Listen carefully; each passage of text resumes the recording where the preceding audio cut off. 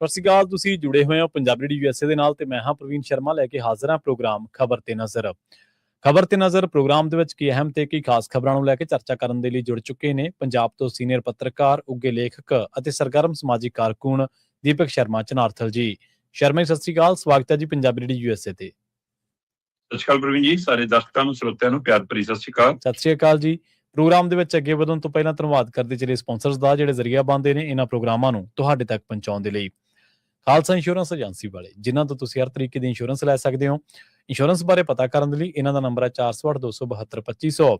ਇਹ 1992 ਤੋਂ ਲਗਾਤਾਰ ਇੰਸ਼ੋਰੈਂਸ ਬਿਜ਼ਨਸ ਦੇ ਵਿੱਚ ਸ਼ਾਨਦਾਰ ਸੇਵਾਵਾਂ ਦੇ ਰਹੇ ਨੇ ਤੇ ਅਮਰੀਕਾ ਭਰ ਦੇ ਵਿੱਚ ਇੰਸ਼ੋਰੈਂਸ ਕਰਦੇ ਨੇ। ਓਬਾਮਾ ਕੇਅਰ, ਮੈਡੀਕੇਅਰ ਜਾਂ ਫਿਰ ਕਵਰਡ ਕੈਲੀਫੋਰਨੀਆ ਬਾਬਤ ਪਾਲਿਸੀ ਕਰਵਾਉਣ ਦੇ ਲਈ, ਸਲਾਹ ਲੈਣ ਦੇ ਲਈ ਅੱਜ ਹੀ ਕਾਲ ਕਰੋ 408-272-2500 ਤੇ।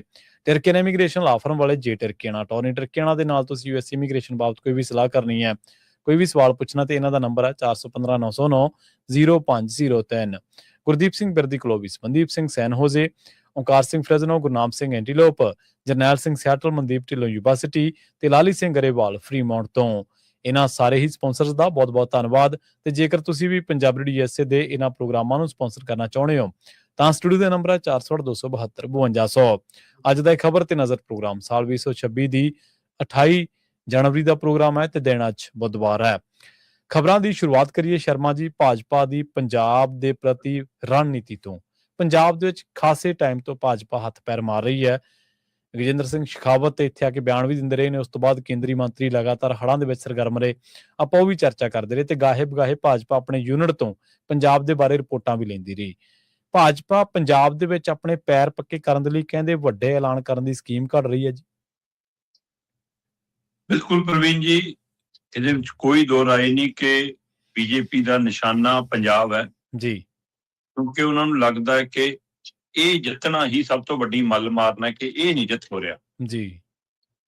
ਨਾ ਤਾਂ ਲੋਕਾਂ ਦੇ ਮਨਾਂ 'ਚ ਅਜੇ ਤੱਕ ਬੀਜੇਪੀ ਪੰਜਾਬ 'ਚ ਆਪਣਾ ਘਰ ਬਣਾ ਸਕੀ ਹੈ, ਨਾ ਆਪਣੀ ਥਾਂ ਬਣਾ ਸਕੀ ਹੈ ਜੀ ਜੀ।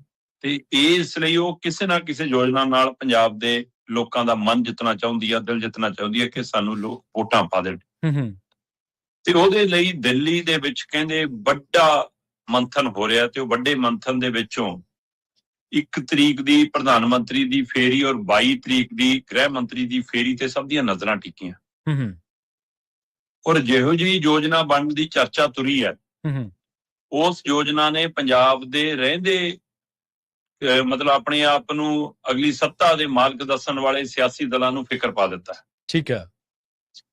ਅਕਾਲੀ ਦਲ ਤੋਂ ਲੈ ਕੇ ਕਾਂਗਰਸ ਤੱਕ ਚਿੰਤਤ ਨਜ਼ਰ ਆ ਰਹੀ ਹੈ, ਜਦੋਂ ਕਿ ਸੱਤਾਧਾਰੀ ਧਿਰ ਜਿਹਦੇ ਖਿਲਾਫ ਇੰਨਾ ਰੋਸਾ, ਇੰਨਾ ਮੁਖਾਲਫਤ ਵੱਧਦੀ ਜਾ ਰਹੀ ਹੈ, ਉਹਦੇ ਬਾਵਜੂਦ ਉਹ ਸੰਤੁਸ਼ਟ ਨਜ਼ਰ ਆ ਰਹੀ ਹੈ। ਸਹੀ। ਕੀ ਆਉਣ ਵਾਲੀ 2027 ਦੇ ਵਿੱਚ ਭਾਜਪਾ ਔਰ ਆਮ ਆਦਮੀ ਪਾਰਟੀ ਕੋਈ ਮਿਲ ਕੇ ਫਿਕਸ ਮੈਚ ਖੇਡਣ ਜਾ ਰਹੀ ਹੈ? ਸਹੀ ਹੈ। ਕੱਲ ਮੁੱਖ ਮੰਤਰੀ ਸਾਹਿਬ ਬਦਲ ਗਏ। ਕੱਲ ਤਾਂ ਜਿਹੜੇ ਕਹਿੰਦੇ ਸੀ ਸਾਡੇ ਕੋਲ ਇੱਕ ਬੂੰਦ ਪਾਣੀ ਨਹੀਂ ਦੇਣ ਲਈ, ਉਹਨਾਂ ਨੂੰ ਕੱਲ YSL ਵੀ ਚੇਤੇ ਨਹੀਂ ਆਈ, ਜਿਹੜੀ ਕਿ ਸਿਧਾਂਤਕ ਤੌਰ ਤੇ ਸਹੀ ਨਹੀਂ, ਪਰ ਕੱਲ ਜ਼ਿਕਰ ਵੀ ਨਹੀਂ ਕੀਤਾ ਉਹਦਾ। ਬਚਦੇ ਜ਼ਿਕਰ ਤੋਂ। ਕੱਲ ਤਾਂ ਮਤਲਬ ਇਸ ਤਰ੍ਹਾਂ ਹੀ ਗੱਲਾਂ ਕਰਦੇ ਆ ਕਿ ਸਾਡੀ ਕਿਹੜਾ ਦੁਸ਼ਮਣੀ ਹੈ, ਆਪਾਂ ਕੀ ਆ ਭਾਈ ਕਨਈਆ ਜੀ ਦੇ ਬਾਹਰ ਅਸਾਂ ਪਾਣੀ ਦੇ ਦੇਂਗੇ। ਮਤਲਬ ਕੱਲ ਲੱਗਿਆ ਕਿ ਜਿਵੇਂ ਉਹ ਬੀਜੇਪੀ ਦੀ ਲਾਈਨ ਟੋ ਕਰ ਰਹੇ ਆ ਕੱਲ। ਪਰ ਇਹਦਾ ਮਤਲਬ ਇਹ ਹੈ ਕਿ ਬੀਜੇਪੀ ਜੇ 2027 ਚ ਚੋਣਾਂ ਜਿੱਤਣਾ ਚਾਹੁੰਦੀ ਹੈ ਤਾਂ ਪਾਣੀ ਹਰਿਆਣੇ ਨੂੰ ਥੋੜਾ ਦੇ ਦੂਗੀ। ਫਿਰ ਸਹੀ ਗੱਲ ਹੈ, ਬਿਲਕੁਲ। ਫਿਰ ਬੀਜੇਪੀ ਕੀ ਕਰੂਗੀ? ਕੀ ਉਹ ਇਸ ਨੀਤੀ ਤੇ ਕੰਮ ਕਰ ਰਹੀ ਹੈ ਕਿ ਹਰਿਆਣੇ ਨੂੰ ਨਾਇਬ ਸੈਨਿਕ ਡਿਊਟੀ ਲਾਊਗੇ ਕਿ ਹਰਿਆਣਾ ਸਾਹਮਣਾ ਤੇਰੀ ਜ਼ਿੰਮੇਵਾਰੀ, ਪੰਜਾਬ ਨੂੰ ਬਾਗੋ ਬਾਗ ਕਰ ਦਿੰਦੇ ਆ ਕਿ ਲਓ ਜੀ ਤੁਹਾਡਾ ਪਾਣੀਆਂ ਦਾ ਮਸਲਾ ਹੱਲ। ਸਹੀ ਹੈ। ਜਾਂ ਇਹ ਤੋਂ ਅੱਗੇ ਵੱਧ ਕੇ ਕੀ ਚੰਡੀਗੜ੍ਹ ਪੰਜਾਬ ਨੂੰ ਦੇਣ ਦਾ ਫੈਸਲਾ ਭਾਰਤੀ ਜਨਤਾ ਪਾਰਟੀ ਨੇ ਕਰ ਲਿਆ? ਕੀ ਭਾਜਪਾ ਇਸ ਨੁਕਤੇ ਤੇ ਮੰਥਨ ਕਰ ਰਹੀ ਹੈ ਕਿ ਜੇ ਚੰਡੀਗੜ੍ਹ ਦੇ ਕੇ ਸਾਰਾ ਪੰਜਾਬ ਮਿਲਦਾ ਹੈ, ਫਿਰ ਚੰਡੀਗੜ੍ਹ ਵੀ ਆਪਣੇ ਕੰਟਰੋਲ 'ਚ, ਪੰਜਾਬ ਵੀ ਆਪਣੇ ਕੰਟਰੋਲ 'ਚ, ਪਹਿਲਾਂ ਦੇ ਲਓ ਫਿਰ ਲੈ ਲਓ ਸਾਰਾ। ਹਰਜ਼ ਕੀ ਹੈ? ਸਹੀ ਗੱਲ। ਸਹੀ। ਕੀ ਇਸ ਨੁਕਤੇ ਤੇ ਉਹ ਸੋਚ ਰਹੀ ਹੈ? ਤੇ ਕੀ ਪੰਜਾਬ ਦੇ ਲੋਕਾਂ ਦੇ ਮਨਾਂ ਤੱਕ ਪਹੁੰਚਣ ਲਈ ਬੀਜੇਪੀ ਨੇ ਧਰਾਤਲ ਤੇ ਸੁਨੇਹਾ ਦੇਣਾ ਸ਼ੁਰੂ ਕਰ ਦਿੱਤਾ? ਤੇ ਇੱਧਰ ਕੁਝ ਲੋਕਾਂ ਦੇ ਮਨਾਂ 'ਚ ਇੱਥੋਂ ਤੱਕ ਵੀ ਗੱਲ ਘਰ ਕਰ ਰਹੀ ਕਿ ਜੇ ਮਿਲਦਾ ਹੈ ਤਾਂ ਲੈ ਲਓ, ਬਾਅਦ ਚੋਂ ਨਜਿੱਠ ਲਾਂਗੇ, ਆਪਾਂ ਨੂੰ ਲੜਨਾ ਤਾਂ ਆਉਂਦਾ ਹੀ ਹੈ। ਸਹੀ ਗੱਲ, ਬਿਲਕੁਲ।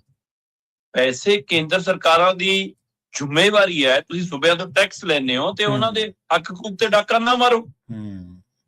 ਜੇ ਚੰਡੀਗੜ੍ਹ ਜਾਂ ਪਾਣੀਆਂ ਦੇ ਮਸਲੇ, ਪੰਜਾਬੀ ਬੋਲਦੇ ਖਿੱਤਿਆਂ ਦੇ ਮਸਲੇ ਹੱਲ ਕਰਕੇ ਤੁਸੀਂ ਪੰਜਾਬ ਦਾ ਹੱਕ ਪੂਰਦੇ ਹੋ ਜੀ ਜੀ ਤਾਂ ਸਹੀ। ਇਹ ਆਸਾਨ ਨਹੀਂ ਹੋਊਗਾ। ਤੁਹਾਡੀ ਜ਼ਿੰਮੇਵਾਰੀ ਹੈ, ਪਹਿਲੇ ਭਗੌੜੇ ਹੋਏ ਨੇ, ਤੁਸੀਂ ਜ਼ਿੰਮੇਵਾਰੀ ਨਿਭਾ ਦਿਓ। ਤੇ ਸਹੀ। ਜੇ ਪੰਜਾਬ ਨੂੰ ਲੱਗਿਆ ਉਹਦਾ ਫਲ ਤੁਹਾਨੂੰ ਵੋਟਾਂ ਦੇ ਰੂਪ ਚ ਦੇਣਾ ਤਾਂ ਪੰਜਾਬ ਫੈਸਲਾ ਕਰ ਲੂਗਾ। ਦੇਣਾ ਨਾ ਦੇਣੀਆਂ ਵੋਟਾਂ ਇਹ ਪੰਜਾਬ ਦੀ ਮਰਜ਼ੀ ਤੇ ਨਿਰਭਰ ਹੈ, ਤੁਸੀਂ ਕੰਮ ਕਰ ਦਿਓ, ਕੰਮ ਕਰ ਲਓ। ਸਹੀ ਹੈ। ਪਰ ਉਸ ਕੰਮ ਨੂੰ ਕਰਨ ਤੋਂ ਪਹਿਲਾਂ ਯੋਜਨਾ ਇਹ ਬਣਾਈ ਜਾ ਰਹੀ ਹੈ ਕਿ ਨਫਾ ਜਾਂ ਨੁਕਸਾਨ ਕਿੰਨਾ, ਕਿ ਸਾਰਾ ਕੁਝ ਦੇ ਵੀ ਬੈਠੀ ਉਹ ਤੋਂ ਬਾਅਦ ਵੀ ਜੇ ਵੋਟਾਂ ਨਾ ਪਈਆਂ ਫੇਰ ਕੀ ਕਰਾਂਗੇ। ਇਸ ਦੇ ਉੱਤੇ ਮੰਥਨ ਹੈ ਜੀ, ਕਿਉਂਕਿ ਸਰੋਤਿਆਂ ਦਰਸ਼ਕਾਂ ਨੂੰ ਚੇਤੇ ਹੋਣਾ, ਇੱਕ ਵਾਰ ਰਾਜੋਆਣਾ ਨੂੰ ਰਿਹਾ ਕਰਨ ਦੀ ਫਾਈਨਲ ਤਿਆਰੀ ਹੋ ਗਈ ਸੀ। ਸਹੀ ਹੈ। ਸਮਾਂ ਤਰੀਕ ਤੈਅ ਹੋ ਗਈ ਸੀ ਐਲਾਨ ਦੀ, ਪਰ ਮੌਕੇ ਤੇ ਜਾ ਕੇ ਮੁੱਕਰ ਗਈ ਕੇਂਦਰ ਸਰਕਾਰ। ਇਹੀ ਮੋਦੀ ਜੀ, ਇਹੀ ਅਮਿਤ ਸ਼ਾਹ ਜੀ ਸੀ। ਤੇ ਹੁਣ ਕੀ ਦੁਬਾਰਾ ਬੰਦੀ ਸਿੰਘਾਂ ਦੀ ਰਿਹਾਈ ਤੇ ਵੀ ਫੈਸਲਾ ਹੋਣ ਜਾ ਰਿਹਾ? ਸਹੀ ਹੈ। ਕੀ ਇਹ ਸਾਰੇ ਨੁਕਤੇ ਇਕੱਠੇ ਹੀ ਫਾਈਨਲ ਕਰ ਦਿੱਤੇ ਜਾਣਗੇ ਜਾਂ ਇੱਕ ਇੱਕ ਕਰਕੇ ਦਾ ਖੇਡਣਾ ਜੀ? ਅਹਿਮ ਗੱਲ ਇਹ ਹੈ ਕਿ 1 ਤਰੀਕ ਨੂੰ ਜਦੋਂ ਡੇਰਾ ਸੱਚਖੰਡ ਮੱਲਾ ਆਉਣਗੇ, ਉਦਣ ਕੀ ਪੰਜਾਬ ਦੇ SC-BC ਭਾਈਚਾਰੇ ਲਈ ਕੋਈ ਬਹੁਤ ਵੱਡਾ ਐਲਾਨ ਹੋਏਗਾ? ਕਿ ਉਹਨਾਂ ਨੂੰ ਧਿਆਨ ਚ ਰੱਖ ਕੇ 32-33% ਉਸ ਵਰਗ ਨੂੰ ਖੁਸ਼ ਕਰਕੇ ਕੀ ਬੀਜੇਪੀ ਉੱਥੇ ਆਪਣੀ ਪੈਂਠ ਬਣਾਉਣ ਦੇ ਲਈ ਪਹਿਲਾਂ ਕੋਈ ਵੱਡਾ ਐਲਾਨ ਕਰੇਗੀ? ਜੀ। ਹਲਵਾਰੇ ਵਾਲਾ ਮਤਲਬ ਹਵਾਈ ਅੱਡੇ ਦਾ ਉਦਘਾਟਨ ਕਰਕੇ ਕੀ ਵਪਾਰੀ ਵਰਗ ਨੂੰ ਖੁਸ਼ ਕਰਨ ਦੀ ਕਵਾਇਦ ਹੋਏਗੀ? ਕਿ ਉਹਨਾਂ ਨੂੰ ਜੋੜਨ ਦੀ ਕਵਾਇਦ ਹੋਏਗੀ ਉਹਦੇ ਨਾਲ? ਜੀ। ਮੋਗੇ ਵਾਲੀ ਰੈਲੀ ਦੇ ਵਿੱਚੋਂ ਕੀ ਬੰਦੀ ਸਿੰਘਾਂ ਵਰਗਾ ਕੋਈ ਐਲਾਨ ਹੋਏਗਾ?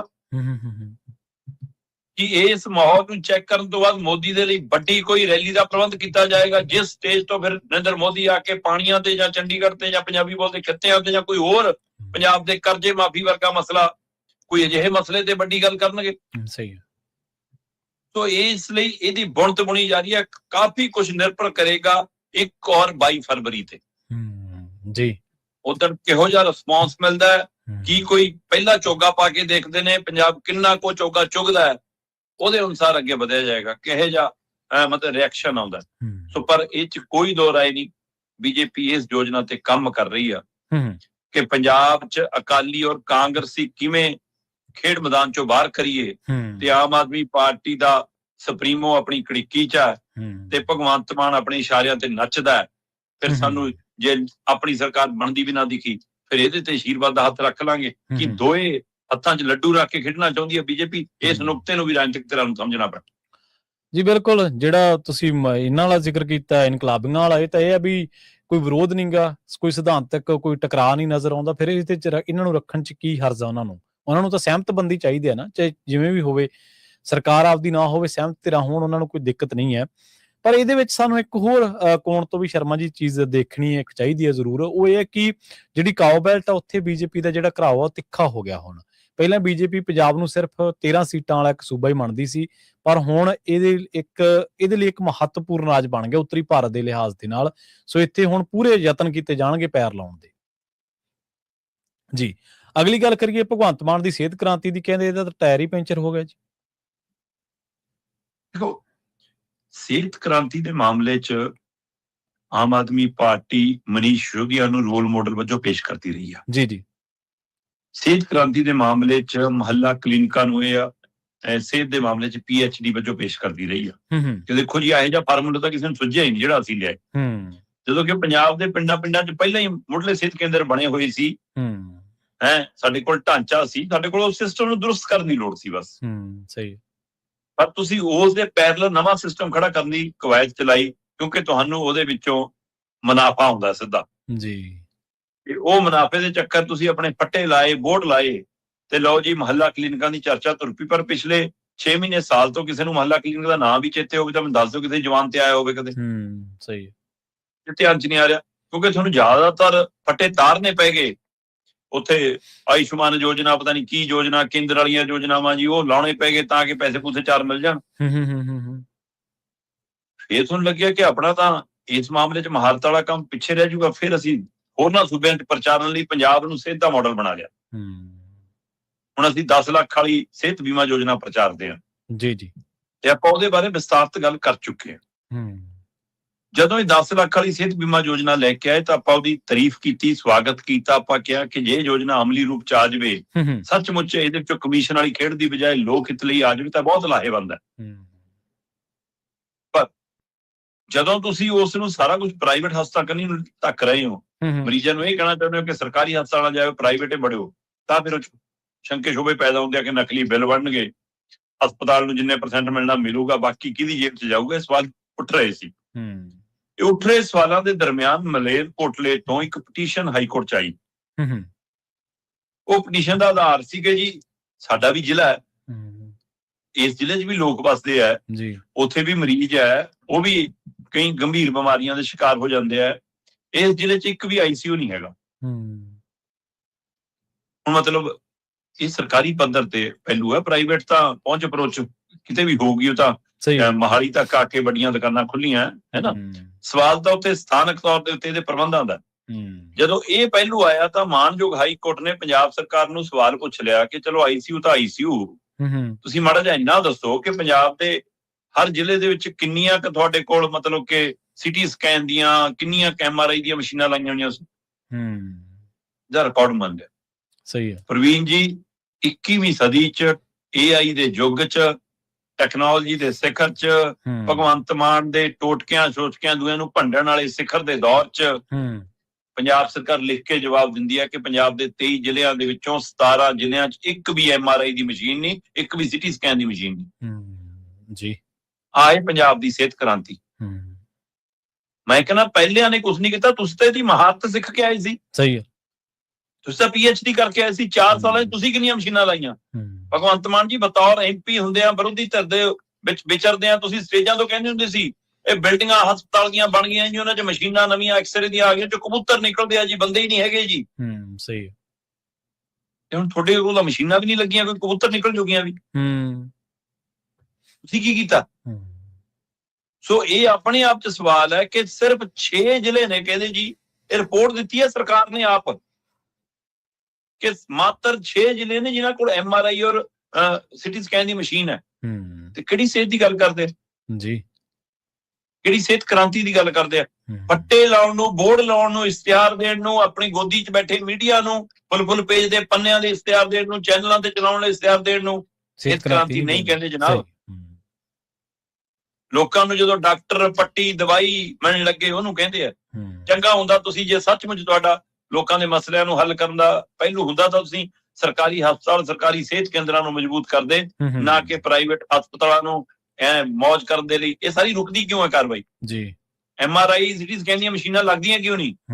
ਕਿਉਂਕਿ ਪ੍ਰਾਈਵੇਟ ਦੁਕਾਨਾਂ ਦੇ ਉੱਤੇ ਅਸਰ ਪੈਂਦਾ ਹੈ। ਇਸ ਲਈ ਉਹ ਰੋਕਦੇ ਨੇ ਤੇ ਫਿਰ ਇਹਨਾਂ ਦੀ ਦੁਕਾਨ ਤਾਂ ਚੱਲਦੀ ਹੈ। ਇਹ ਤਰੀਕਾਕਾਰ ਹੈ। ਲੈਬਾਂ ਤਾਂ ਮੌਜੂਦ ਨੇ, ਲੈਬਾਂ ਦੇ ਟੈਸਟ ਹੀ ਬਾਹਰੋਂ ਲਿਖੇ ਜਾਂਦੇ ਨੇ, ਬਾਹਰਲੀ ਲੈਬੋਰਟਰੀ ਤੋਂ ਕਰਾ ਲਓ ਤੁਸੀਂ ਟੈਸਟ, ਇੱਥੇ ਨਾ ਕਰਾਓ। ਕਮਾਲ ਦੀ ਗੱਲ ਹੀ ਹੈ ਨਾ ਇਹ ਵੀ। ਸਰਕਾਰੀ ਤੰਤਰ ਦੇ ਖੁਦ ਬੰਦੇ ਜਿਹੜੇ ਸਰਕਾਰੀ ਤਨਖਾਹਾਂ ਲੈ ਰਹੇ ਨੇ ਉਹ ਇਹਨੂੰ ਤਹਿਸ ਨਹਿਸ ਕਰਨ ਤੁਲੇ ਹੋਏ ਨੇ। ਹੋਰ ਕੌਣ ਬਚਾਊ? ਸਰਕਾਰਾਂ ਦੀ ਕਿੱਥੋਂ ਮਨਸ਼ਾ ਰਹੂਗੀ ਬਚਾਉਣ ਦੀ? ਫਿਰ ਅਗਲੀ ਗੱਲ, ਸਿਹਤ ਮੰਤਰੀ ਸਾਹਿਬ ਡਾਕਟਰੀ ਚੋਂ ਆਏ ਨੇ। ਜੀ ਜੀ ਬਿਲਕੁਲ, ਉਹ ਤਾਂ ਬਖੂਬੀ ਜਾਣਦੇ ਨੇ। ਜੇ ਸਰਕਾਰ ਤੁਹਾਡੇ ਆਕਾ ਇਦਾਂ ਇੰਜ ਕਰ ਰਹੇ ਨੇ ਤਾਂ ਲੋਕ ਤੁਹਾਡੇ ਚੋਂ ਚੰਗਾ ਅਕਸ ਦੇਖਦੇ ਆ। ਸਿਹਤ ਮੰਤਰੀ ਚੋਂ ਉਹ ਬਾਹਰ ਆ ਕੇ ਗੱਲ ਕਰਨ। ਬਿਲਕੁਲ ਸਹੀ ਜੀ। ਤੇ ਅਗਲੀ ਗੱਲ ਕਰੀਏ ਉਸ ਵਿਧਾਇਕ ਦੀ ਜਿਹੜਾ ਕਹਿੰਦਾ ਮੇਰਾ ਘਰ ਖਾਲੀ ਕਰਵਾਉਣਾ, ਪਹਿਲਾਂ ਕੇਜਰੀਵਾਲ ਤੋਂ ਕਪੂਰਥਲਾ ਹਾਊਸ ਤਾਂ ਖਾਲੀ ਕਰਵਾ ਲਓ।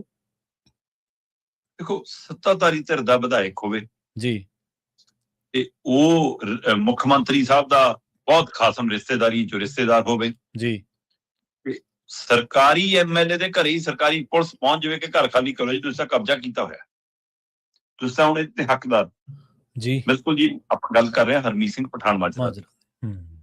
ਪਟਿਆਲੇ ਦੇ ਵਿੱਚ ਉਹਨਾਂ ਨੂੰ ਸਰਕਾਰੀ ਕੋਠੀ ਅਲਾਟ ਸੀ ਤੇ ਉਹਦੇ ਬਾਹਰ ਕਈ ਵਾਰ ਪੁਲਿਸ ਨੇ ਮਤਲਬ ਪੋਸਟਰ ਚਪਕਾਏ ਸੀ, ਨੋਟਿਸ ਚਪਕਾਏ ਸੀ ਕਿ ਜੀ ਘਰ ਖਾਲੀ ਕਰ ਜੀ, ਕਿਉਂਕਿ ਉਹਨਾਂ ਨੂੰ ਅਦਾਲਤ ਭਗੌੜਾ ਕਰਾਰ ਦੇ ਚੁੱਕੀ ਆ ਤੇ ਉਹਨਾਂ ਦੇ ਖਿਲਾਫ ਰੇਪ ਦਾ, ਸਰੀਰਕ ਸ਼ੋਸ਼ਣ ਦਾ ਕੇਸ ਹੈ ਤੇ ਉਸ ਮਾਮਲੇ 'ਚ ਉਹ ਫਰਾਰ ਚੱਲ ਰਹੇ ਨੇ। ਤੇ ਦੱਸਣ ਵਾਲੇ ਦੱਸਦੇ ਨੇ ਕਿ ਅੱਜ ਕੱਲ੍ਹ ਆਸਟ੍ਰੇਲੀਆ ਨੇ, ਪਰ ਪੁਲਿਸ ਜਾਂ ਸਰਕਾਰ ਅਧਿਕਾਰਕ ਤੌਰ ਤੇ ਕੁਝ ਬੋਲਣ ਨੂੰ ਤਿਆਰ ਨਹੀਂ। ਠੀਕ ਹੈ ਜੀ।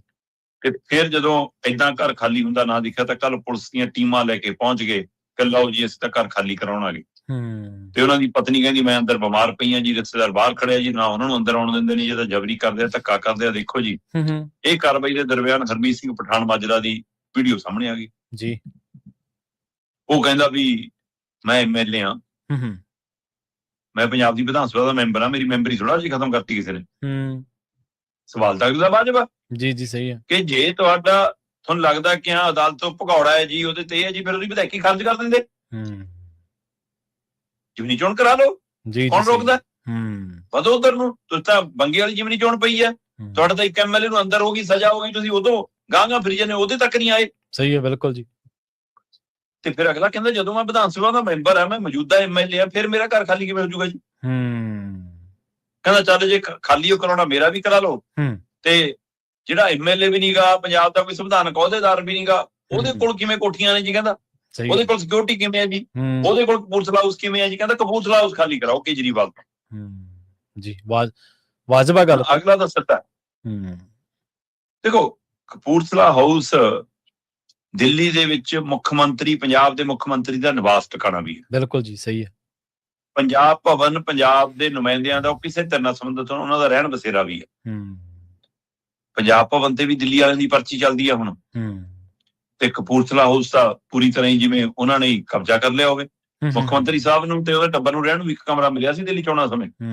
ਸਹੀ ਹੈ। ਕਿਵੇਂ ਜਦੋਂ ਰੇਡ 'ਚ ਪਈ ਸੀ, ਯਾਦ ਹੋਣਾ, ਲੈਪਟਾਪ ਲੈ ਕੇ ਕਿਵੇਂ ਕੰਧਾ ਟੱਪਟਾ ਭੱਜੇ ਸੀ। ਬਿਲਕੁਲ। ਤੇ ਇਹ ਉਹੀ ਕਪੂਰਥਲਾ ਹਾਊਸ ਹੈ ਜਿਹਨੂੰ ਮੈਰਿਜ ਪੈਲਸ 'ਚ ਬਦਲਤਾ ਸੀ ਕੇਜਰੀਵਾਲ ਦੀ ਕੁੜੀ ਦੇ ਵਿਆਹ ਲਈ, ਰਾਘਵ ਚੱਡਾ ਦੀ ਮੰਗਣੀ ਲਈ। ਸਹੀ ਹੈ। ਤੇ ਫਿਰ ਅਗਲੇ ਨੇ ਸਵਾਲ ਤਾਂ ਬਾਜੋ ਖੜਾ ਕੀਤਾ ਜੀ ਕਿ ਉਹਨਾਂ ਕੋਲ ਸੰਵਿਧਾਨਕ ਅਹੁਦਾ ਨਹੀਂ ਕੋਈ, ਤੇ ਉਹ ਧੱਕੇ ਨਾਲ ਕੇਜਰੀਵਾਲ ਕਿਵੇਂ ਕਬਜ਼ਾ ਕਰੀ ਬੈਠਾ? ਬਿਲਕੁਲ ਜੀ। ਤੇ ਇਸ ਲਈ ਪਠਾਨ ਮਾਜਰੇ ਨੇ ਤਾਂ ਆਪਣੇ ਮਕਾਨ ਦੇ ਤੁਲਨਾਤਮਕ ਗੱਲ ਕੀਤੀ ਹੈ। ਓਵਰਆਲ ਪੰਜਾਬ ਦੇ ਸਾਂਚਿਆਂ ਤੇ, ਢਾਂਚਿਆਂ ਤੇ, ਪੰਜਾਬ ਦੇ ਵਰਤਾਰੇ ਤੇ, ਪੰਜਾਬ ਦੀ ਸਰਕਾਰ ਤੇ, ਕੁਰਸੀ ਤੇ, ਹਰੇ ਪਿੰਡ ਤੇ, ਸਭ ਤੇ ਦਿੱਲੀ ਵਾਲਿਆਂ ਦਾ ਕਬਜ਼ਾ। ਸਹੀ ਗੱਲ। ਤੋ ਸਾਡੇ ਵਾਲੇ ਤਾਂ ਸਕ੍ਰਿਪਟ ਪੜ੍ਹਨ ਦੇ ਆਦੀ ਨੇ, ਚਾਹੇ ਅਮਿਤ ਸ਼ਾਹ ਦੀ ਭੇਜੀ ਪੜ੍ਹ ਲੈਣ ਤੇ ਚਾਹੇ ਕੇਜਰੀਵਾਲ ਦੀ ਭੇਜੀ ਪੜ੍ਹ ਲੈਣ। ਪੜ੍ਹਨੀ ਦਿੱਲੀ ਵਾਲੇ ਹੋਈ ਇਹਨਾਂ ਨੇ ਜੀ। ਅਗਲੀ ਗੱਲ ਕਰੀਏ ਅਜੀਤ ਪਵਾਰ ਦੀ। ਬੜਾ ਵੱਡਾ ਇੱਕ ਹਾਦਸਾ ਵਾਪਰਿਆ, ਜਹਾਜ਼ ਹਾਦਸਾ, ਤੇ ਉਸ ਤੋਂ ਬਾਅਦ ਉਹਨਾਂ ਦੇ ਸਮੇਤ ਕਈ ਹੋਰ ਜਿਹੜੇ ਉਹਨਾਂ ਦੇ ਅਮਲੇ ਫਾਲੇ ਦੇ ਮੈਂਬਰ ਸਨ, ਉਹਨਾਂ ਦੀ ਵੀ ਬੜੀ ਮੰਦਭਾਗੀ ਮੌਤ ਹੋਈ ਹੈ ਇਸ ਮਾਮਲੇ ਦੇ ਵਿੱਚ। ਸਿਆਸੀ ਘੁਸਰ ਮੁਸਰ ਹੋ ਰਹੀ ਸੀ ਜਦੋਂ ਤੋਂ ਇਹ ਹਾਦਸਾ ਵਾਪਰਿਆ, ਤੇ ਪਰ ਉਹ ਘੁਸਰ ਮੁਸਰ ਹੋਰ ਤੇਜ਼ ਹੋ ਗਈ ਹੈ ਜੀ। ਪ੍ਰਵੀਨ ਜੀ, ਬਹੁਤ ਹਾਦਸੇ ਪਹਿਲਾਂ ਵੀ ਆਪਾਂ ਦੇਖੇ ਨੇ, ਚਾਹੇ ਉਹ ਜਹਾਜ਼ ਹਾਦਸੇ ਹੋਣ, ਚਾਹੇ ਸੜਕ ਹਾਦਸੇ ਹੋਣ, ਜਿਹਨਾਂ 'ਚ ਵੱਡੇ ਲੀਡਰਾਂ ਦੀ ਜਾਨ ਗਈ ਆ, ਹੈਨਾ। ਇਸ ਲਈ ਇਹ ਬੜਾ, ਸੰਜੇ ਗਾਂਧੀ ਕਾਂਗਰਸ ਦਾ ਵੱਡਾ ਲੀਡਰ ਰਿਹਾ, ਹਾਂਜੀ ਬਿਲਕੁਲ, ਸਿੰਧੀਆ ਵੱਡਾ ਲੀਡਰ ਰਿਹਾ, ਗੋਪੀਨਾਥ ਮੁੰਡੇ ਵੱਡਾ ਲੀਡਰ ਰਿਹਾ, ਹੈਨਾ। ਕਿੰਨੇ ਹੀ ਲੀਡਰ ਇੰਜ ਹਾਦਸਿਆਂ 'ਚ ਗਏ ਨੇ। ਪੰਜਾਬ ਦੇ ਬਾਰੇ ਜੇ ਦੇਖੀਏ, ਕੈਪਟਨ ਕਮਲਜੀਤ ਸੜਕ ਹਾਦਸੇ 'ਚ ਜਾਨ ਗਵਾਉਂਦੇ ਨੇ। ਗਿਆਨੀ ਜੈਲ ਸਿੰਘ ਸਾਬਕਾ ਰਾਸ਼ਟਰਪਤੀ, ਪੰਜਾਬ ਦੇ ਸਾਬਕਾ ਮੁੱਖ ਮੰਤਰੀ, ਉਹ ਸੜਕ ਹਾਦਸੇ 'ਚ ਜਾਨ ਗਵਾਉਂਦੇ ਨੇ। ਸੋ ਕਈ ਹਾਦਸੇ ਸਮੇਂ-ਸਮੇਂ ਚਰਚਾ 'ਚ ਰਹੇ ਨੇ, ਜਿਨ੍ਹਾਂ ਦੇ ਉੱਤੇ ਸ਼ੰਕੇ ਸ਼ੋਭੇ ਵੀ ਉੱਠਦੇ ਰਹੇ ਨੇ। ਜੀ ਜੀ। ਉਹਨਾਂ 'ਚੋਂ ਹੀ ਹੁਣ ਇੱਕ ਇਹ ਤਾਜੀ ਵਾਪਰੀ ਘਟਨਾ। ਕੱਲ ਮਤਲਬ ਇਸ ਸਮੇਂ ਜਦੋਂ ਆਪਾਂ ਪ੍ਰੋਗਰਾਮ ਕਰ ਰਹੇ ਸੀ, ਉਹ ਤੋਂ ਚੰਦ ਮਿੰਟ ਬਾਅਦ ਹੀ ਲਗਭਗ ਇਹ ਖਬਰ ਸਾਹਮਣੇ ਆਉਂਦੀ ਹੈ ਕਿ ਭਾਰਤੀ ਸਮੇਂ ਅਨੁਸਾਰ ਸਵੇਰੇ 8:45 ਤੇ ਲਗਭਗ ਇਹ ਹਾਦਸਾ ਵਾਪਰਦਾ, ਤੇ ਅਜੀਤ ਪਵਾਰ ਸਣੇ 5 ਜਣੇ ਉਸ ਜਿਹੜੇ ਨਿੱਜੀ ਜਹਾਜ਼ 'ਚ ਸ਼ਾਮਲ ਸੀਗੇ, ਉਹ ਸਾਰੇ ਸਵਾਰ ਸੀਗੇ, ਸਾਰੇ ਮਾਰੇ ਜਾਂਦੇ। ਹੁਣ ਅਜੀਤ ਪਵਾਰ ਮਹਾਰਾਸ਼ਟਰ ਦੇ ਵਿੱਚ ਇਕੱਲੇ ਉਪ ਮੁੱਖ ਮੰਤਰੀ ਨਹੀਂ, ਉਹ ਇੱਕ ਧਿਰ ਸੀ। ਸਹੀ। ਉਹ ਧਿਰ ਜਿਹਦੇ ਕੋਲ 48 ਐਮਐਲਏ ਨੇ, ਉਹ ਧਿਰ ਜਿਹੜੀ ਮਤਲਬ ਕਿ ਕਾਂਗਰਸ ਤੋਂ ਲੈ ਕੇ, ਸ਼ਿਵ ਸੈਨਾ ਤੋਂ ਲੈ ਕੇ ਬੀਜੇਪੀ ਦੀ ਸਰਕਾਰ ਤੱਕ ਸਾਰਿਆਂ 'ਚ ਉਪ ਮੁੱਖ ਮੰਤਰੀ ਦੇ ਅਹੁਦੇ ਮਾਣਦੀ ਰਹੀ। 5 ਵਾਰ ਮੁੱਖ ਮੰਤਰੀ, ਬੇਸ਼ੱਕ ਮੁੱਖ ਮੰਤਰੀ ਬਣਨ ਦੀ ਇੱਛਾ ਅਧੂਰੀ ਰਹਿ ਗਈ ਅਜੀਤ ਪਵਾਰ ਦੀ। ਸਹੀ ਹੈ, ਬਿਲਕੁਲ। ਇਹੀ ਕੋਸ਼ਿਸ਼ਾਂ ਬਾਰ-ਬਾਰ ਉਹਨੂੰ ਦਲ ਬਦਲਾਉਂਦੀਆਂ ਰਹੀਆਂ। ਇਸ ਚੱਕਰ 'ਚ ਉਹਨੇ ਚਾਚਾ ਵੀ ਛੱਡਿਆ ਆਪਣਾ, ਹੈਨਾ। ਉਹ ਇੱਛਾ ਤਾਂ ਪੂਰੀ ਨਹੀਂ ਹੋਈ, ਪਰ ਇੰਜ ਜਾਨ ਗਵਾਉਣਾ ਬਹੁਤ ਮੰਦਭਾਗਾ। ਹੁਣ ਉਹਨਾਂ ਦੇ ਚਾਚਾ ਸ਼ਰਦ ਪਵਾਰ ਨੇ ਕਿਹਾ ਕਿ ਵੀ ਕਿ ਇੱਕ ਮਹਿਜ ਹਾਦਸਾ ਹੈ, ਇਸ ਦੇ ਉੱਤੇ ਰਾਜਨੀਤੀ ਨਹੀਂ ਹੋਣੀ ਚਾਹੀਦੀ। ਜੀ ਬਿਲਕੁਲ, ਬੀਜੇਪੀ ਵੀ ਇਹੀ ਗੱਲ ਕਰ ਰਹੀ ਹੈ ਕਿ ਇੱਕ ਹਾਦਸਾ ਹੈ, ਇਸ ਦੇ ਉੱਤੇ ਰਾਜਨੀਤੀ ਨਹੀਂ ਹੋਣੀ ਚਾਹੀਦੀ। ਪਰ ਅਜੀਤ ਪਵਾਰ ਦਾ ਧੜਾ ਜਿੱਥੇ ਹੁਣ ਆਪਣੇ ਆਪ ਨੂੰ ਲਵਾਰਸ ਮਹਿਸੂਸ ਕਰ ਰਿਹਾ ਹੈ ਜੀ ਕਿ ਸਾਡੀ ਬਾਹ ਫੜਨ ਵਾਲਾ ਹੁਣ ਕੋਈ ਨਹੀਂ ਹੋਊਗਾ, ਉੱਥੇ ਉਹਨਾਂ ਚੋਂ ਕਈ ਐਮਐਲਏ ਜਾਂ ਕਈ ਅਜੀਤ ਪਵਾਰ ਦੇ ਨੇੜੇ ਲੀਡਰ ਮੁੜ ਕੇ 85 ਸਾਲਾ ਬਜ਼ੁਰਗ ਲੀਡਰ ਸ਼ਰਦ ਪਵਾਰ ਕਨੀ ਤੱਕਣ ਲੱਗੇ ਨੇ। ਮਮਤਾ ਬੈਨਰਜੀ ਨੇ ਸਿੱਧਿਆਂ ਸਾਹਮਣੇ ਆ ਕੇ ਵੱਡਾ ਸਵਾਲ ਖੜਾ ਕਰ ਦਿੱਤਾ ਜੀ। ਉਹ ਕਹਿੰਦੀ ਜਾਂਚ ਕਰਾਓ, ਹਾਦਸਾ ਹੀ ਹੈ ਕਿ ਕੁਝ ਹੋਰ ਹੈ। ਉਹਦਾ ਇਹ ਸਵਾਲ, ਉਹਦੀ ਪੈਰਵੀ ਖੜਗੇ ਵੀ ਕਰੀ ਜਾ ਰਹੇ ਨੇ, ਉਹਦੀ ਪੈਰਵੀ ਅਖਿਲੇਸ਼ ਯਾਦਵ ਵੀ ਕਰੀ ਜਾ ਰਹੇ ਨੇ, ਕਈ ਹੋਰ ਲੀਡਰਾਂ ਨੇ ਵੀ ਤੇ ਬੀਜੇਪੀ ਇਹਦੇ ਤੇ ਤਲਖ ਹੋ ਰਹੀ ਹੈ ਕਿ ਇਹ ਤਰੀਕਾਕਾਰ ਠੀਕ ਨਹੀਂ ਹੈ। ਹੂੰ ਅਸਲ 'ਚ ਇੱਕ ਕੁਝ ਘਟਨਾਵਾਂ ਹੁੰਦੀਆਂ ਨੇ ਜਿਹੜੀਆਂ ਕੁਝ ਹੋਰ ਸੰਕੇਤ ਕਰ ਰਹੀਆਂ ਹੁੰਦੇ ਨੇ। ਹਾਦਸਾ ਹੁੰਦਾ ਹੈ, ਪਰ ਇਹ ਹਾਦਸਾ ਤੇ ਘਟਨਾਵਾਂ ਦਾ ਕੋਈ ਮੇਲ ਕਈ ਵਾਰ ਹੋ ਜਾਵੇ ਫਿਰ ਬਹੁਤ ਖਤਰਨਾਕ ਹੁੰਦਾ। ਸਹੀ ਗੱਲ, ਬਿਲਕੁਲ। ਲੰਘੇ ਦਿਨਾਂ ਦੇ ਵਿੱਚ ਇਹ ਚਰਚਾ ਮਹਾਰਾਸ਼ਟਰ ਤੋਂ ਨਿਕਲ ਕੇ ਤੁਰੀ ਕਿ ਅਜੀਤ ਪਵਾਰ ਵਾਪਸ ਪਰਤਣਾ ਚਾਹੁੰਦੇ ਆ ਆਪਣੇ ਚਾਚੇ ਕੋਲ, ਜਿਹਦੇ ਸੰਕੇਤ ਉਹਨਾਂ ਨੇ ਖੁਦ ਵੀ ਦਿੱਤੇ, ਜਿਹਦੇ ਸੰਕੇਤ ਮਹਾਰਾਸ਼ਟਰ ਦੇ ਕੁਝ ਨਗਰ ਨਿਗਮ ਦੀਆਂ ਚੋਣਾਂ 'ਚ ਮਿਲ ਕੇ ਲੜਨ ਦੀਆਂ ਪ੍ਰਕਿਰਿਆ ਤਹਿਤ ਵੀ ਸਾਹਮਣੇ ਆਏ। ਦੋਵੇਂ ਗੁੱਟ ਨੇੜੇ ਆਉਂਦੇ ਵੀ ਨਜ਼ਰ ਆਏ।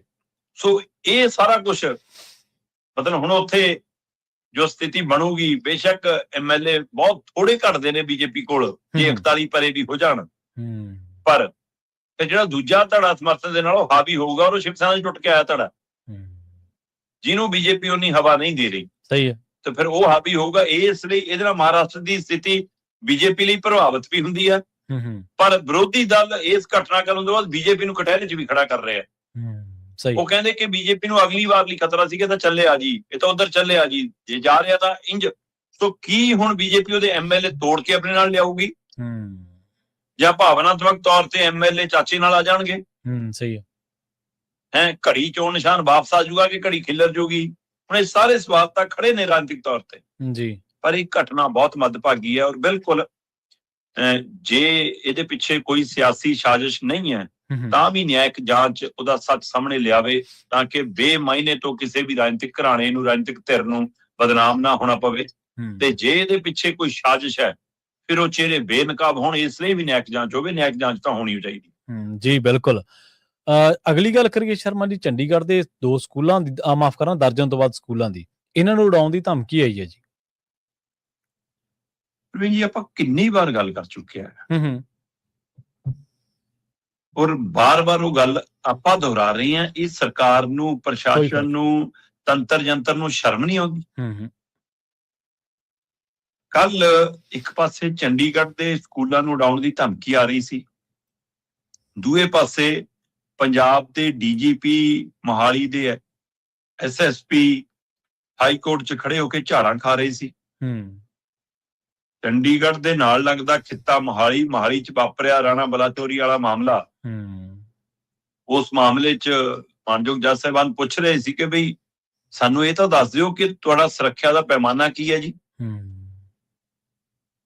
ਇੱਕ ਪਾਸੇ ਇਹ ਪ੍ਰਕਿਰਿਆ ਚੱਲ ਰਹੀ ਸੀ, ਦੂਏ ਪਾਸੇ ਉਸੇ SSP ਦੇ ਉਸੇ ਸਮੇਂ ਜਦੋਂ ਹਾਈ ਕੋਰਟ 'ਚ ਪਿਛਲੀਆਂ ਮਾਮਲਿਆਂ ਕਰਕੇ ਝਾੜਾ ਕਰ ਰਿਹਾ ਸੀ, SSP ਦੇ ਦਫ਼ਤਰ ਦੇ ਬਾਹਰ ਗੋਲੀਆਂ ਚੱਲ ਰਹੀਆਂ ਸੀ। ਬੇਸ਼ੱਕ ਉਹ ਗੈਂਗਸਟਰ ਬਾਹਰ ਸੀ, ਉਹ ਮੁੰਡਾ ਜਿਹੜਾ ਮਾਰਿਆ ਗਿਆ ਜੀ, ਕਹਿੰਦੇ ਜੀ ਉਹ ਪਹਿਲਾਂ ਚੰਡੀਗੜ੍ਹ 'ਚ ਹੋਏ ਇੱਕ ਕਤਲ ਦੇ ਮਾਮਲੇ 'ਚ ਉਹਦਾ ਨਾਮ ਬੋਲਦਾ ਸੀ, ਇਸ ਲਈ ਗੈਂਗਸਟਰ ਆਪਸ 'ਚ ਮੁਕਾਬਲਾ ਸੀ ਜਿਹਦੇ 'ਚ ਇੰਨੇ ਦੇਰ ਬਾਅਦ, ਇੰਨੇ ਸਾਲਾਂ ਬਾਅਦ ਉਹਨਾਂ ਨੇ ਆਪਣਾ ਬਦਲਾ ਲੈ ਲਿਆ ਜੀ। ਇਹ ਬਦਲੇ ਲੈਣ ਦੀ ਭਾਵਨਾ 'ਚ ਪੰਜਾਬ ਦੇ ਆਮ ਲੋਕ ਪਿਸ ਰਹੇ ਨੇ, ਡਰ ਮਾਹੌਲ ਬਣ ਰਿਹਾ, ਸਹਿਮ ਦਾ ਮਾਹੌਲ ਬਣ ਰਿਹਾ। ਉਹ ਮੈਡੀਕਲ ਸਟੋਰ ਤੇ ਬੈਠੇ ਨੂੰ ਗੋਲੀ ਮਾਰਤੀ, ਹਰ ਰੋਜ਼ 3 ਤੋਂ 4 ਘਟਨਾਵਾਂ ਸ਼ਰੇਆਮ ਗੋਲੀਆਂ ਮਾਰਨ ਦੀਆਂ। ਸਹੀ ਹੈ। ਸੋ ਹੁਣ ਇਹਦੀ ਜਵਾਬਦੇਹੀ ਅਦਾਲਤ ਦੇ ਵਿੱਚ ਜਦੋਂ ਇਹ ਸਵਾਲ ਆਇਆ, ਫਿਰ ਪੁੱਛਿਆ ਕਿ ਦੱਸੋ ਜੀ ਇਹ ਤੋਂ ਬਾਅਦ ਸੁਰੱਖਿਆ ਤਾਂ ਕੀ ਹੋਊਗੀ SSP ਦਫ਼ਤਰ ਦੇ ਬਾਹਰ ਵੀ, ਤੇ ਬੰਦੇ ਗੋਲੀਆਂ ਮਾਰ ਕੇ ਨਿਕਲ ਵੀ ਜਾਣ ਆਰਾਮ ਨਾਲ ਮੋਹਾਲੀ ਵਰਗੇ ਸ਼ਹਿਰ ਚੋਂ ਵੀ, ਜਿੱਥੇ ਕਹਿੰਦੇ ਜੀ ਸਾਡੀਆਂ ਇੰਨੀਆਂ ਗੱਡੀਆਂ ਖੜੀਆਂ ਨਾ, ਸਾਰਾ ਕੁਝ ਖੜਿਆ। ਫਿਰ ਮਾਨਯੋਗ ਜੱਜ ਸਾਹਿਬ ਨੇ ਪੁੱਛਿਆ ਵੀ ਤੁਸੀਂ ਘੱਟੋ ਘੱਟ ਇਹ ਤਾਂ ਦੱਸ ਦਿਓ ਸਾਡਾ ਸੁਰੱਖਿਆ ਦਾ ਪੈਮਾਨਾ ਕੀ। ਜੇ ਤਾਂ ਕਿਸੇ VIP ਨੇ ਆਉਣਾ ਫਿਰ ਤਾਂ ਪੁਲਿਸ ਵਾਲੇ ਖੜੇ ਹੋਣਗੇ ਸੈਂਕੜੇ, ਜਦੋਂ ਕਿ ਉਹਦੇ ਨਾਲ ਆਪਣਾ ਅਮਲਾ ਫਾਲਾ ਵੀ ਹੁੰਦਾ ਜੀ। ਸਹੀ ਹੈ, ਬਿਲਕੁਲ। ਜੇ ਕਿਤੇ ਮੇਲਾ ਹੈ, ਟੂਰਨਾਮੈਂਟ ਹੈ, ਕੋਈ ਧਾਰਮਿਕ ਸਮਾਗਮ ਹੈ, ਕੋਈ ਸੈਮੀਨਾਰ, ਕੋਈ ਪ੍ਰੋਗਰਾਮ ਹੈ ਜਿੱਥੇ ਹਜ਼ਾਰਾਂ ਦੀ ਗਿਣਤੀ ਆਮ ਲੋਕਾਂ ਨੇ ਖੜੇ ਹੋਣਾ, ਉੱਥੇ 2 ਪੁਲਿਸ ਵਾਲੇ ਭੇਜ ਦੇਣਗੇ, ਉੱਥੇ 4 ਪੁਲਿਸ ਵਾਲੇ। ਮਤਲਬ ਇਹਦਾ ਮਤਲਬ ਭੀੜ ਦੀ ਕੋਈ ਕੀਮਤ ਹੀ ਨਹੀਂ, ਕੋਈ ਉਹਦਾ ਮੁੱਲ ਹੀ ਨਹੀਂ, ਤੇ ਆਮ ਜਨਤਾ ਨੂੰ ਤੁਸੀਂ ਸਿਰਫ ਵੋਟ ਹੀ ਸਮਝਦੇ ਹੋ। ਇਹ ਤੋਂ ਵੱਧ ਕੇ ਕੁਝ ਨਹੀਂ ਕਿ ਤੁਹਾਡੀ ਲੋੜ ਸਿਰਫ ਵੋਟਾਂ ਪੈਣ ਵਾਲੇ ਦਿਨ, ਬਾਕੀ ਦਿਨ ਖਾਓ ਧੱਕੇ।